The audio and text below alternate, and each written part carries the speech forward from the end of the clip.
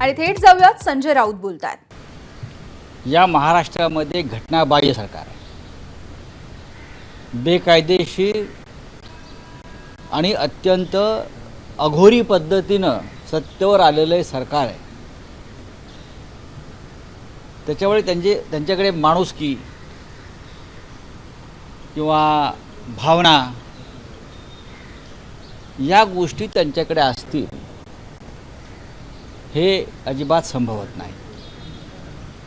बदलापूरमध्ये ज्या शाळेमध्ये ही घटना घडली ती शाळा भारतीय जनता पक्षाशी संबंधित आहे।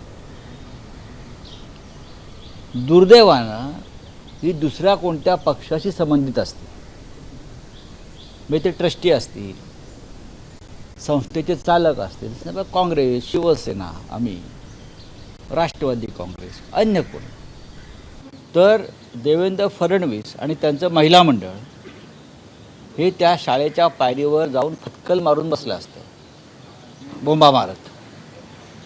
आता गेले का? नाही। किंवा मधल्या काळामध्ये योगींचं राज्य जे सुरू आहे, बुलडोझर राज्य, तसे काही ठिकाणी अशा गुन्ह्यानंतर बुलडोझर चालवण्याचं काम मिंदे सरकारने केलं। मग हे बुलडोझर बदलापूरला का नाही गेले हा एक प्रश्न आहे। मी असं म्हणत नाही की बुलडोझर गेलेच पाहिजे, पण तुम्ही यापूर्वी अशा गुन्ह्यात जरब बसावी म्हणून बुलडोझर चालवलेत त्या जागांवरती। जनतेचा काल उद्रेक होता आणि याला पब्लिक क्राय म्हणतात कायदेशीर भाषेत। आणि जेव्हा जेव्हा असा पब्लिक क्राय झाला तेव्हा त्याची दखल न्यायालयानं घेतलेली आहे अनेक प्रकारात। मग कालच्या पब्लिक क्रायची दखल सर्वोच्च न्यायालयानं का घेतली नाही? कलकत्त्यातल्या घटनेची दखल सर्वोच्च न्यायालय घेतं, कारण तिथे ममता बॅनर्जीचं सरकार आहे। इकडे पब्लिक क्राय कलकत्त्यापेक्षा जास्त होता काल, पण त्या चिमुकल्यांचा आक्रोश, पब्लिक क्राय हा न्यायालयाचे कानाचे काल पडदे फाडू शकला नाही। देवेंद्र फडणवीस यांनी SIT स्थापन केली अशी घोषणा केली। काय गरज आहे?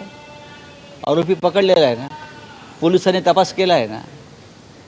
SIT हा शब्द त्यांच्या तोंडात शोभत नाही। ठाकरे सरकारनं अनेक गुन्ह्यामध्ये ज्या SIT स्थापन केल्या होत्या त्या गृहमंत्री झाल्याबरोबर पहिल्या 24 तासामध्ये देवेंद्र फडणवीस यांनी सगळ्या SIT रद्द केल्या। याचा अर्थ तुम्ही SIT मानायला तयार नाही कोणती, आणि त्या SIT अत्यंत गंभीर गुन्ह्यातल्या होत्या। माननीय उद्धव ठाकरे यांनी स्थापन केलेल्या SIT भ्रष्टाचार किंवा अशा प्रकारचे खटले। त्यानंतर आपले सन्माननीय मिंधे मुख्यमंत्री यांनी खटला फास्ट ट्रॅकवर चालेल वगैरे वगैरे अशा गोष्टी। काय असतं फास्ट ट्रॅक? या घटनाबाह्य सरकारचा खटला फास्ट ट्रॅकवर चालला पाहिजे। तिथे हे सर्वोच्च न्यायालयावर दबाव आणून तारखांवर तारखा पाडतात। बलात्कार जसा अबलेवर होतो तसा राज्यघटनेवर सुद्धा होतो, आणि महाराष्ट्रातलं सरकार हे राज्यघटनेवर बलात्कार करून निर्माण झालं आहे। हा खटला त्यांना फास्ट ट्रॅकवर नको आहे। त्यांच्या तोंडीसुद्धा फास्ट ट्रॅकची भाषा शोभत नाही।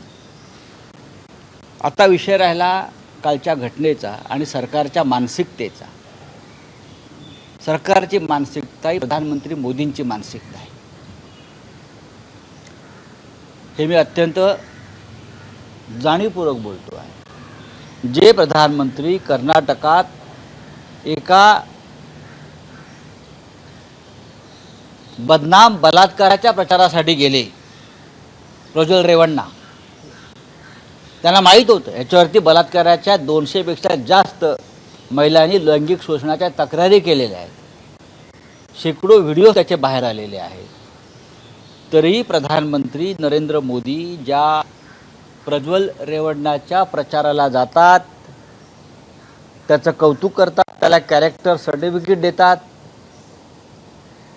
असं नेतृत्व जे महाराष्ट्र सरकार मान्य करतं बलात्काराला प्रतिष्ठा देण्याचं, त्या सरकारकडून तुम्ही काय अपेक्षा करताय? आणि म्हणून बदलापूरमधल्या जनतेनं जो आक्रोश केला तो मिंदे सरकारविरुद्ध होता, तो प्रधानमंत्री मोदींच्या वृत्तीविरुद्ध होता की हे सरकार लैंगिक शोषणाच्या प्रकरणात, बलात्काराच्या प्रकरणात काही करणार नाही आणि शेवटी गुन्हेगारांना वाचवलं जाईल. या उद्रेकातून जर लोक रस्त्यावर उतरले असतील तर तुम्ही त्या लोकांना गुन्हेगार ठरवता, त्या लोकांवर खटले दाखल करता. काय करताय तुम्ही महाराष्ट्राची अब्रू काढताय. आम्ही असं ठरवलेलं आहे, आज आमचे अनेक कार्यकर्ते, महिला कार्यकर्ते बदलापूरला जातील, पण महाविकास आघाडी म्हणून चर्चा सुरू आहे, अजून निर्णय झाले. महाविकास आघाडी म्हणून महाराष्ट्रात या प्रकरणानंतर महिलांच्या सुरक्षेसाठी काय करता येईल, आवाज कसा बुलंद करता येईल या अबलांचा, यासाठी विचारविनिमय सुरू आहे. माननीय उद्धव ठाकरे जे असतील किंवा काँग्रेस राष्ट्रवादीचे प्रमुख नेते असतील त्यांच्यामध्ये विचारविनिमय सुरू आहे आणि तुम्हाला लवकरच त्या संदर्भात आम्ही माहिती देऊ. गिरीश महाजन असं म्हणतायत की विरोधकांनी काही माणसं त्या सगळ्या गर्दीमध्ये घुसवले आणि त्यांनी तो गोंधळ घातला. गिरीश महाजन असे म्हणू शकतात ज्यांच्यावरती लैंगिक अत्याचार झाला त्या चिमुरड्या मुलीसुद्धा विरोधकांनी मॅनेज केल्या असतील. गिरीश महाजन यांचं डोकं फिरलेलं आहे. निदान अशा प्रकरणात तरी अशा माणसांनी राजकारण करू नये, याच्यामध्ये विरोधकांचा काय संबंध आहे. त्या शैक्षणिक संस्थेमध्ये लैंगिक शोषण झालं, त्या मुली किती लहान आहेत, तुम्ही त्यांचं वय पहा. तुम्ही त्यांच्या पालकांची तक्रार तुमचे पोलीस घ्यायला तयार नाहीत, पोलिसांवर दबाव येत होता, याच्यावर का बोलत नाही तुम्ही. आणि म्हणून माझ्या सर्वोच्च न्यायालयावरती आमचा आक्षेप आहे आणि मोदींवरती आक्षेप आहे. जे मोदी बलात्कारांच्या प्रचाराला जातात हे गिरीश महाजन त्यांचेच हस्तक आहेत. गिरीश महाजन त्यांचेच हस्तक आहेत, फडणवीस त्यांचे हस्तक आहेत. जे प्रधानमंत्री 200 बलात्काराचे आरोप असलेला प्रज्वल रेवण्णाच्या प्रचाराला जातात, त्याला शाबासकी देतात, अशा प्रधानमंत्र्यांचे हस्तक आहेत सगळे हे महाराष्ट्रामध्ये बसलेले. तुम्ही गिरीश महाजनकडून काय अपेक्षा करताय. गेल्या अनेक दिवसांपासून या घटना वारंवार घडत आहे आणि त्यातच हा काल बदलापूरमध्ये झालेला उद्रेक, असं वाटत नाही का पुढे येणाऱ्या काळात भारताचं सर्वोच्च न्यायालयानं तटस्थपणे काम करायला हवं. पश्चिम बंगालमधल्या घटनेची दखल घ्यायची आणि महाराष्ट्रातल्या घटनेची दखल घ्यायची नाही. बरं, सर्वोच्च न्यायालयानं राज्यघटनेचं पालन करायला शिकलं पाहिजे. बांगलादेशमध्ये सर्वोच्च न्यायालयात थोडी लोक घुसले, उद्रेक झाला आणि सर्वोच्च न्यायालयात तोडफोड झाली आणि सर्वोच्च न्यायालयाच्या न्यायाधीशांना राजीनामा द्यावा लागला पब्लिक क्राय पुढे. यापासून हिंदुस्थानच्या न्यायव्यवस्थेनं, जनतेनं, प्रशासनानं काही गोष्टी शिकल्या पाहिजे. बोलिए. पुलिस ने लाठीचार्ज किया, वहीं अब मामला दर्ज हो गया, 300 लोगों पर 40 लोग को गिरफ्तार कर लिया गया. कैसे देखिए पूरा बदलापुर. देखिए, महाराष्ट्र में और क्या हो सकता है. अगर एक पब्लिक क्राई हुआ है बलात्कार के खिलाफ, 2 छोटी बच्चियां हैं जिनको समझ में नहीं कि हमारे साथ कौन सा घिनौना अपराध किया है, और उस लड़की को प्रोटेक्शन देने के बजाय न्याय मांगने के लिए जो लोग सड़क पर उतरे हैं, आप उनके खिलाफ आपराधिक मामले दायर करते हो. सबसे पहली बात है कि ये क्यों हुआ, जिस संस्था में ये हुआ, ये संस्था किसकी है, आप ढूंढ लीजिए. अगर ये कोई कांग्रेस पार्टी के साथ जुड़ी हुई संस्था होती, हमारे साथ जुड़ी हुई संस्था होती, तो यही देवेंद्र जी उनका पूरा महिला महामंडल लेकर वहाँ जाकर 24 घंटे अनशन पर बैठते, तमाशा करते, बहुत बड़ी नौटंकी करते. अभी कहाँ है सब लोग इसलिए सड़क पर उतरे हैं क्योंकि पुलिस स्टेशन पर उनका अपराध दाखिल नहीं कर रहे थे, लोग FIR लॉन्च नहीं कर रहे थे, दबाव में थे पुलिस. किसका दबाव था पुलिस के ऊपर, ये बता सकते हैं गिरीश महाजन, ये बता सकते हैं देवेंद्र फडणवीस जी, ये बता सकते हैं राज्य के मुख्यमंत्री, किसका दबाव था. जब इस प्रकार की घटना घटती है तो योगी राज में जो होता है बुलडोजर चलाते हैं, वैसे महाराष्ट्र में चलाने की कोशिश कुछ दिन पहले की. तो अपना बुलडोजर वहाँ क्यों नहीं गया मिंदे जी का? मिस्टर मिंदे से मेरा सवाल है मुख्यमंत्री से कि आपका बुलडोजर बदलापुर में क्यों नहीं गया? आप खुद क्यों नहीं गए? क्यों डरते हैं लोगों से आप? हाँ, लोगों के ऊपर आप आपराधिक मामले दायर करते हो। सर्वोच्च न्यायालय क्या करता है? वेस्ट बंगाल में, पश्चिम बंगाल में, हाँ, कलकत्ता में जो हुआ, आप उस बारे में संज्ञान लेते हो और सरकार को कुछ बोल सुनाते हो, ये क्यों नहीं हुआ, ये क्यों हुआ। फिर महाराष्ट्र में भी उनसे घिनौना अपराध हुआ है 2 बच्चों के साथ, और पब्लिक राय इतना भारी है, लोग सड़क पर उतरे हैं, तो उसका पब्लिक राय सर्वोच्च न्यायालय तक, सुप्रीम कोर्ट तक नहीं जा रहे क्या? अब बताइए। गिरीश महाजन कह रहे हैं कि ये राजनीतिक कोई, देखिए, उनके दिमाग में गंदी राजनीति है।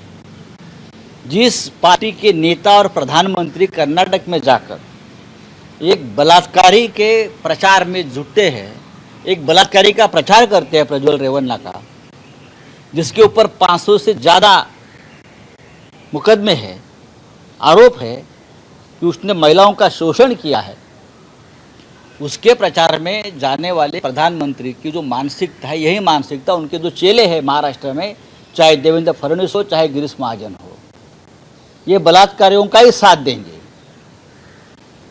ये लाडली बहन वगैरह सब बोगस है, ये सब नौटंकी है चुनाव के लिए और कुछ नहीं। प्रधानमंत्री